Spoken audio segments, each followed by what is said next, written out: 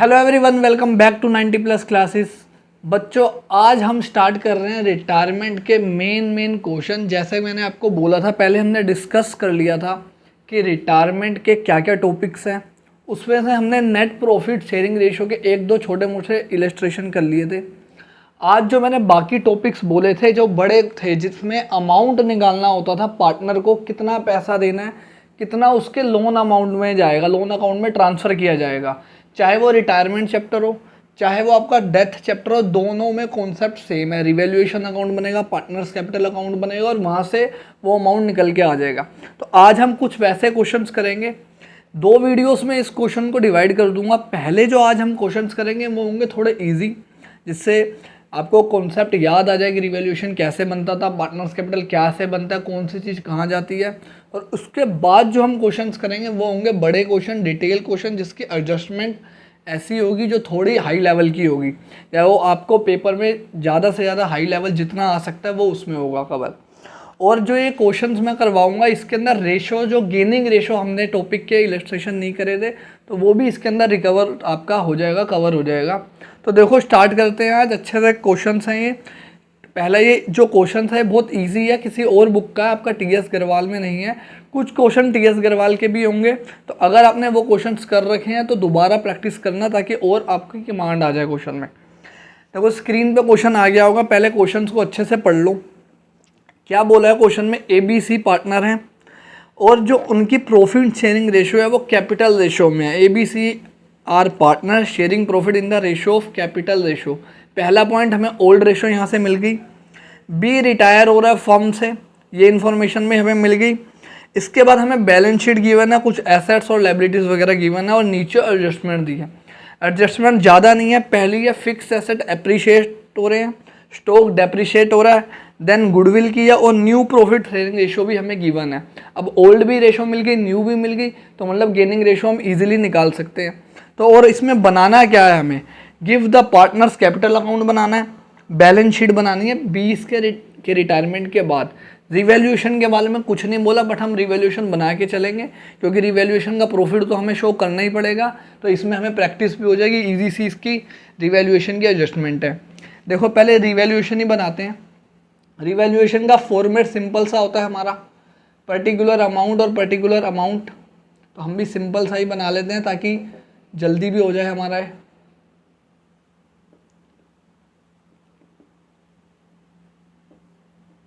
अब देखो, पहली एडजस्टमेंट क्या बोली है, जो फिक्स एसेट्स हैं वो एप्रिशिएट हो रही है। रिवैल्यूएशन बनाने का क्या रूल था? जब भी हमें लॉस हो रहा होगा तो डेबिट साइड में लिखेंगे, और जब भी हमें प्रॉफिट होगा तो क्रेडिट साइड में लिखेंगे। अब फिक्स एसेट की वैल्यू बढ़ गई, एप्रिशिएट हो गई, तो मतलब हमें प्रॉफिट हो रहा है, तो यहाँ पे क्रेडिट साइड में आएगा बाय फिक्स एसेट। कितनी वैल्यू बढ़ी है? पहले देखो, बैलेंस शीट में वैल्यू 3,48,000। अब इसका 20% वैल्यू बढ़ चुकी है, तो कितना आएगा? 69,600 ये वैल्यू आ जाएगी आपकी जब कैलकुलेट करोगे। इसके बाद स्टॉक डेप्रीशिएट हो रहा है, हमारी एसेट की वैल्यू कम हो रही है, हमें लॉस हो रहा है 10% से, और स्टॉक हमें बैलेंस शीट में 60,000 दिया था, तो ये डेबिट साइड में आ जाएगा, बिकॉज हमारा लॉस हो रहा है। 6,000 ये आ गया। और कोई एडजस्टमेंट नहीं थी, बहुत सिंपल सा ये रिवैल्यूएशन था। अब क्रेडिट साइड ज़्यादा है, डेबिट साइड कम है, इसका मतलब हमें प्रॉफिट हो रहा है, तो प्रॉफिट इस साइड लिख देंगे हम। कितना प्रॉफिट हो रहा है? 63,600 का। अब रिवैल्यूएशन का प्रॉफिट हमेशा पार्टनर्स की ओल्ड कैपिटल में बढ़ता है। बच्चों, कभी कभी क्या कन्फ्यूज़न हो जाती है छोटी सी, कि रिटायरिंग पार्टनर को भी देना है क्या? हाँ बच्चों, चाहे पार्टनर रिटायर हो रहा हो, चाहे उसकी डेथ हो रही हो, उसको भी रिवैल्यूएशन का प्रॉफिट ओल्ड रेशो में मिलेगा। तो जब आप इसको ABC, सबसे पहले हमें इसकी ओल्ड रेशो कैलकुलेट करनी पड़ेगी, तो यहाँ पे कर लेते हैं। देखो, तीनों की कैपिटल रेशो को बोला गया था कि जितनी उनकी कैपिटल रेशो है वही उनकी ओल्ड रेशो बनेगी। तो कैपिटल हमें गिवन है 1,80,000, 1,44,000 एंड 1,08,000। अब इसको काटोगे, 12 से कट जाएंगे तीनों, 15, 12 और 9, ये आएगा रेशो। इसको और सिंप्लीफाई कर दोगे तो 5:4:3 रेशो बन जाएगी। अब इस रेशो में अगर आप इसको बांटोगे तो आपका आएगा 26,500, 21,200 और 15,900। ये आपका रिवैल्यूएशन हो गया आप कंप्लीट। इस क्वेश्चन में ये सिर्फ एक वर्किंग नोट था क्योंकि हमें मेन आंसर में बनाने के लिए नहीं बोला गया था। अब इसके बाद मेन आंसर में पार्टनर कैपिटल अकाउंट बनाने के लिए बोला था, तो पार्टनर्स कैपिटल अकाउंट बना लेते हैं। इसका फॉर्मेट भी हमारा सिंपल सा होता है, जितने पार्टनर हों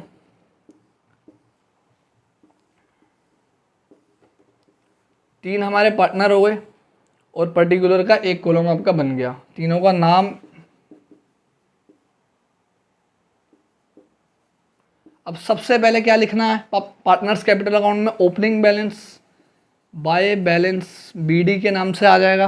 कितना हमें बैलेंस दिया था 1,80,000, बी का हमें गिवन था 1,44,000 और सी का 1,08,000। ये हो गया हमारा ओपनिंग बैलेंस। अब इसके बाद रिवैल्यूएशन का प्रॉफिट था, तो प्रॉफिट से पार्टनर्स की कैपिटल बढ़ेगी, तो वो भी लिख देते हैं रिवैल्यूएशन के नाम से।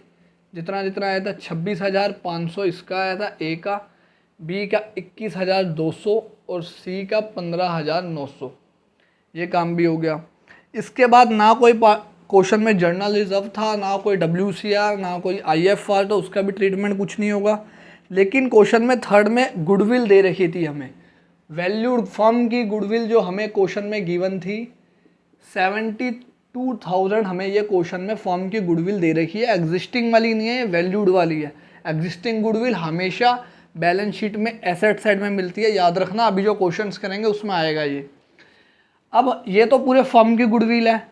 रिटायर कौन हो रहा था? बी, तो हमें बी की गुडविल निकालनी पड़ेगी, बी का शेयर निकालना पड़ेगा कि बी का शेयर कितना है। तो बी शेयर ऑफ गुडविल 72,000 से उसकी ओल्ड रेशो से हमें मल्टीप्लाई करा देंगे, तो ये आ जाएगा 24,000। ये हमारा आ गया बी का शेयर गुडविल का। किस रेशो में बटेगा? गेनिंग, क्या जर्नल एंट्री बनती है गुडविल की, gaining partner to retiring partner.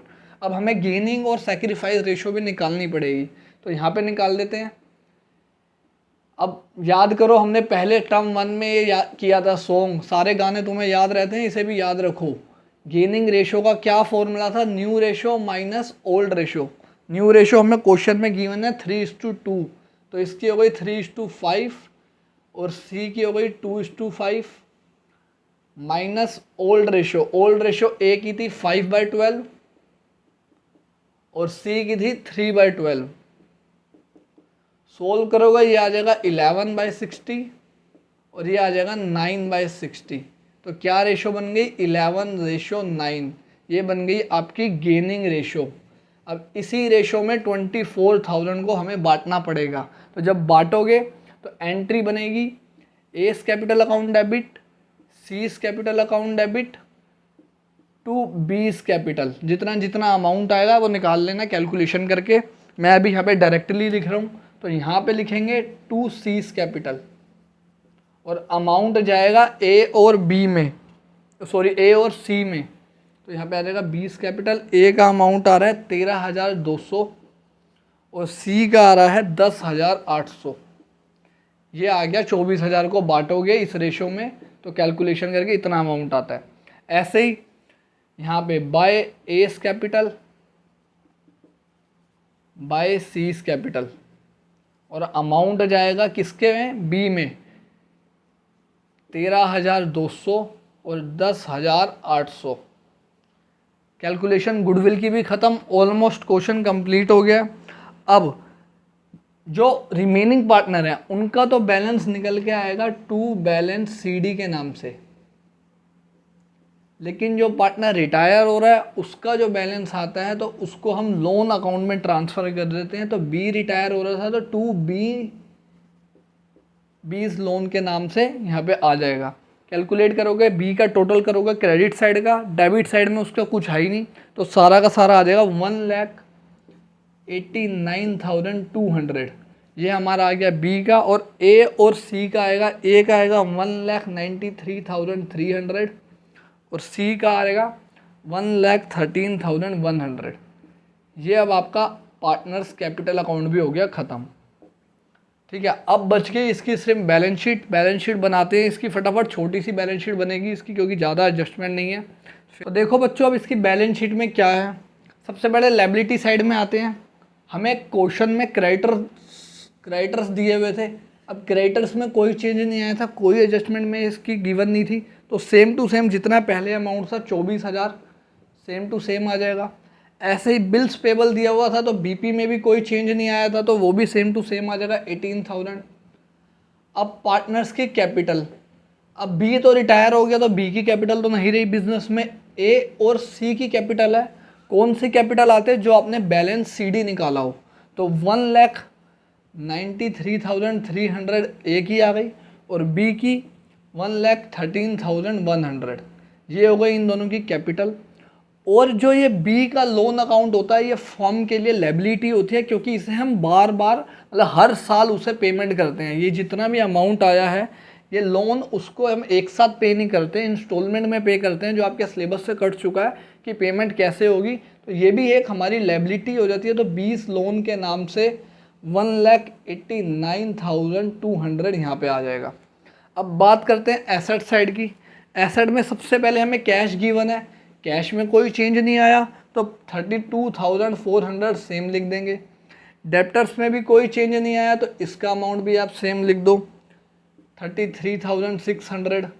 इसके बाद स्टॉक में चेंज आया था, 60,000 का था और 6,000 की वैल्यू रिवैल्यूएशन में कम हो गई थी, तो 54,000 ये आ जाएगा। अब ऐसे ही फिक्स एसेट में चेंज आया था, पहले था 3,48,000 का बैलेंस शीट में, प्लस 20% बढ़ गया था, तो इसमें चेंज आया तो ये हो गया 4,17,600।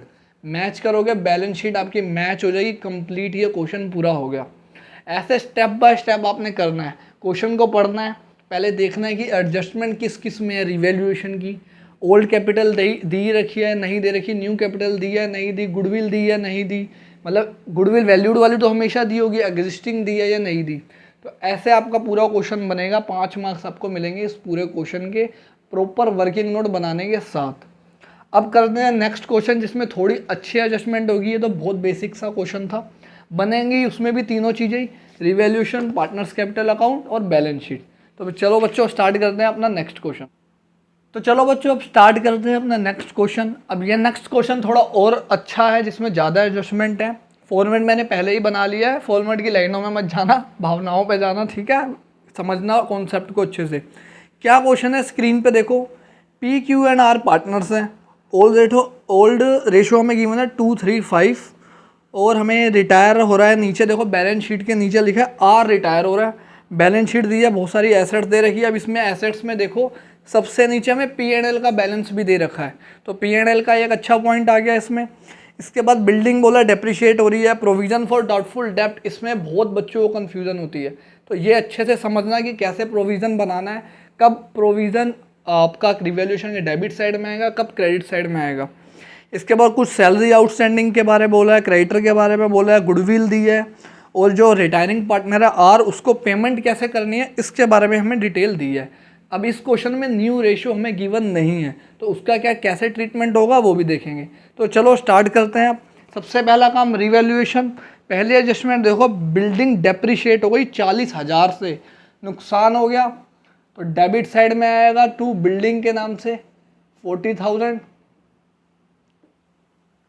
इसके बाद हमें बोला है प्रोविजन फॉर डाउटफुल डेप्ट वॉज टू बी मेंटेन है 20% ऑन डेटर, जितने भी हमारे डेटर्स हैं उस पर प्रोविज़न मेंटेन करना था 20% का। डेटर कितने थे देखो 40,000, प्रोविज़न माइनस करने से पहले हमें देखना होता है 40,000 हमारे डेटर थे। अब इस 40,000 का अगर आप 20% निकालोगे तो 8,000 आता है, मतलब 8,000 रुपये हमारा प्रोविज़न बना होना चाहिए था, लेकिन बैलेंस शीट में 5,000 बना हुआ है, तो 3,000 प्रोविज़न हमें और बनाना पड़ रहा है, तो ये भी हमारा नुकसान हो गया, लायबिलिटी हमारी बढ़ गई। तो प्रोविज़न फॉर डाउटफुल डेप्ट 3,000 रुपये का हमें और लॉस हो गया।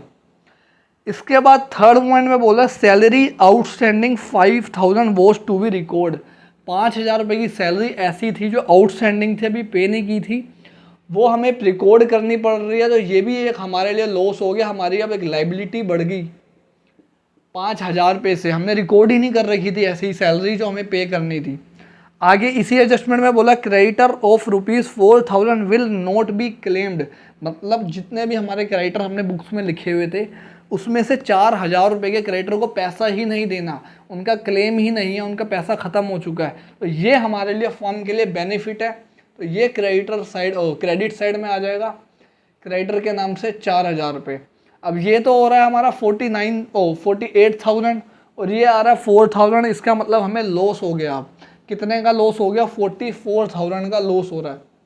बाय लॉस 44,000 तीनों पार्टनर्स में बटेगा ओल्ड रेशो में। पार्टनर्स का नाम PQR और ओल्ड रेशो जो है वो है 2, 3 and 5। ओल्ड रेशो जो है 2:3:5, मतलब 10 हो गया टोटल।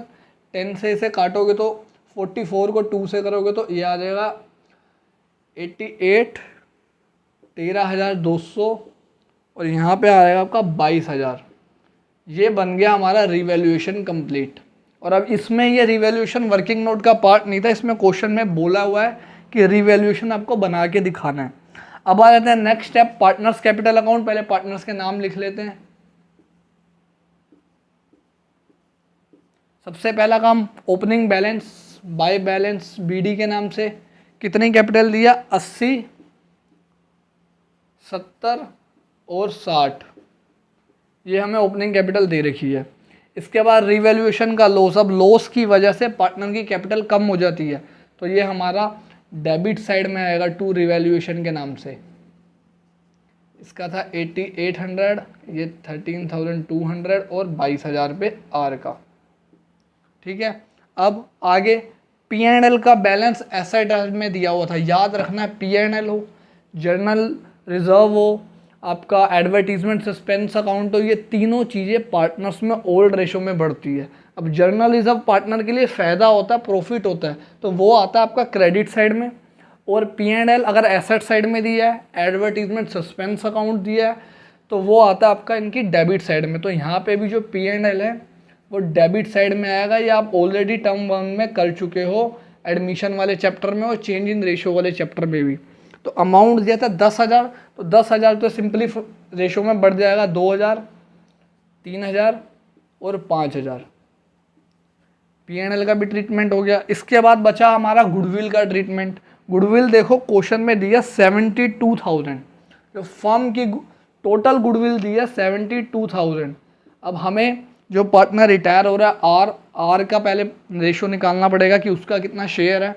तो 5/10 इसे सोल्व करोगे ये आ जाएगा 0, 0, 0, 36,000। 36,000 आ रहा है आपका आर का शेयर ऑफ गुडविल। अब इसी को आपको किस में बांटना पड़ेगा? गेनिंग रेशो में। गेनिंग रेशो नहीं दी होती तो याद रखना ओल्ड रेशो ही हमारी गेनिंग रेशो बन जाती है। तो ओल्ड रेशो जो थी P और Q की वो थी 2:3, तो यही हमारी क्या बन गई? Gaining ratio. अब इसको बांटोगे ना तो यहाँ पे मैं एंट्री बना देता हूँ।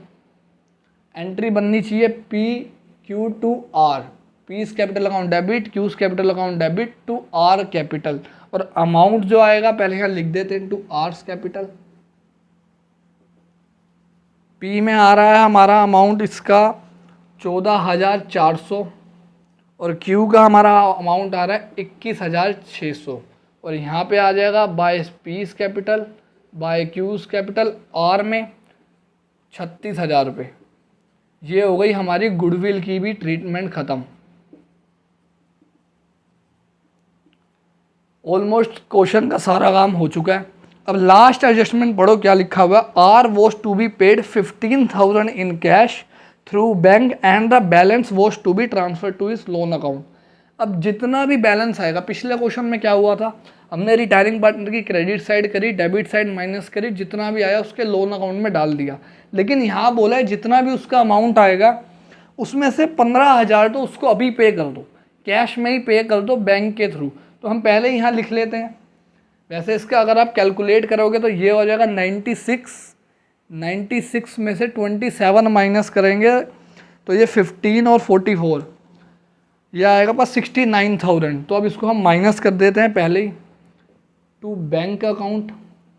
15,000 तो हम इसको बैंक से पे कर रहे हैं और जो रिमेनिंग बच रहा है 54,000 ये जा रहा है आर के लोन अकाउंट में। ये हो गया रिटायरिंग पार्टनर का पूरा ट्रीटमेंट। और पी और क्यू का जो आएगा वो उसके बैलेंस अकाउंट में चला जाएगा, टू बैलेंस CD के नाम से इन दोनों का अमाउंट चला जाएगा। पी का आ रहा है 54,800 और क्यू का आ रहा है 32,200। ये हो गया पार्टनर्स कैपिटल अकाउंट भी हमारा कंप्लीट। अब लास्ट बच गई बैलेंस शीट। तो बैलेंस शीट में देखो लायबिलिटी साइड में क्रेडिटर गिवन थे 70,000 के, लेकिन 4,000 हमें उन्हें पे करने की ज़रूरत ही नहीं पड़ रही थी, तो वो 4,000 यहाँ पे माइनस हो जाएंगे। 70 में से 4 गए, 66,000 यहाँ पे आ गया। फिर कैपिटल और कोई लायबिलिटी तो थी नहीं, कैपिटल पे आ जाते हैं सीधा। पी और क्यू की, पी की आई है 54,800, क्यू की आई है 32,200। ठीक है। अब आर का लोन भी आएगा। अभी बताया था कि लायबिलिटी चढ़ गई हमारे ऊपर कितना, 54,000 और इसका टोटल आ रहा है 87,000। और एक चीज़ और आएगी जिसमें सबसे ज़्यादा गलती हो सकती है, कौन सी, जो है आउटस्टैंडिंग सैलरी थी। अब ये हमें बाद में पता चली है, लेकिन हमें पहले ये पता नहीं थी, हमने इसको बाद में रिकॉर्ड करा है कि हमारे पास कोई ऐसी सैलरी भी है जो हमें पे करनी है, हमने पे करी नहीं थी। तो ये भी एक तरह से हमारी वो हो गई, लायबिलिटी हो गई, लायबिलिटी क्रिएट हो गई 5,000 रुपये की। तो इस पर गलती मत कर देना। ठीक है। अब आ जाते हैं एसेट साइड में। पहले दिया हुआ हमें बैंक 45,000 बैंक दिया हुआ था, लेकिन 45 में से 15,000 रुपये की तो हमने आर को पेमेंट कर दी है, तो 15,000 माइनस हो जाएंगे, 30,000 रुपये हमारा बच गया। इसके बाद हमें डेटर्स दे रखे हैं। अब डेटर्स 40,000 से, इसमें से जो प्रोविज़न बना था, नया प्रोविज़न 8,000 का, वो माइनस हो जाएगा और 32,000 आ जाएगा इसका अमाउंट। और अगर प्रोविज़न कम हुआ होता, मान लो प्रोविज़न की वैल्यू पहले 5 थी, 3 हो गई होती, तो यहाँ पे 3 माइनस करते हैं आप। इसके बाद हमें स्टॉक दिया। स्टॉक में तो हमारा कोई चेंज नहीं आया था, तो सेम टू सेम लिख देंगे 50,000। बिल्डिंग हमारी वैल्यू कम हो गई थी 40,000 से, तो पहले 1,40,000 थी, तो अब यहाँ 1,00,000 आ जाएगा। और जो P&L का बैलेंस है वो हम ऑलरेडी पार्टनर्स में बांट चुके हैं, तो उसको यहाँ से हटा देंगे, वो ख़त्म हो चुका है हमारा। ये हो गया आपका एक और कंप्लीट क्वेश्चन। इसमें थोड़ी सी अच्छी एडजस्टमेंट थी, जैसे आउटस्टैंडिंग सैलरी की। इसको बच्चे वहाँ पे तो रिवैल्यूएशन में तो सही ट्रीटमेंट कर देते हैं, लेकिन बैलेंस शीट में लिखना भूल जाते हैं। इसके बाद आपका जो P&L का बैलेंस गिवन था, ये एक अच्छा पॉइंट था। यहाँ पे अब भी रिटायरिंग पार्टनर को अलग से पेमेंट करनी थी, गेनिंग रेशियो हमें गिवन नहीं थी। तो ऐसे ही मिक्स हो के सारा एक क्वेश्चन बनता है। कोई ये नहीं होता अलग से कोई जादू तोड़ना हो जाता, डिफ़िकल्ट क्वेश्चन आ जाता है। हर पॉइंट में एक क्वेश्चन को अच्छा कर दिया जाता है। रिवैल्यूएशन में एक अच्छा कर दिया, एक रेशियो में अच्छा कर दिया, एक कैपिटल अकाउंट में अच्छा कर दिया, तो वो एक डिफ़िकल्ट क्वेश्चन बन जाता है। अब ये थे 2 बेसिक क्वेश्चन इस वीडियो में, 2 ये बेसिक क्वेश्चन करें। नेक्स्ट जो वीडियो आएगी उसमें और एडवांस क्वेश्चन होंगे, जिसमें जो रिवैल्यूएशन की जो एंट्रीज़ हैं वो सारी की सारी ही अच्छी मुश्किल होगी, और जो अमाउंट है वो अलग अलग तरीके से देना होगा। लोन लेना पड़ेगा फर्म को, तो पेमेंट करनी पड़ेगी, फर्म के पास पैसा ही नहीं होगा, तो वो ऐसे क्वेश्चंस करेंगे। और डेथ और रिटायरमेंट, ये मत सोना रिटायरमेंट चल रहा है तो ये डेथ में काम नहीं आएगा। डेथ में भी सारा ट्रीटमेंट सेम होता है, बस यहाँ पे लोन अकाउंट की जगह एग्जीक्यूटर अकाउंट का नाम आ जाता है। तो एक तरह से आपके 2 चैप्टर्स के क्वेश्चन हैं। तो मिलते हैं बच्चों नेक्स्ट वीडियो में। Thank you everyone.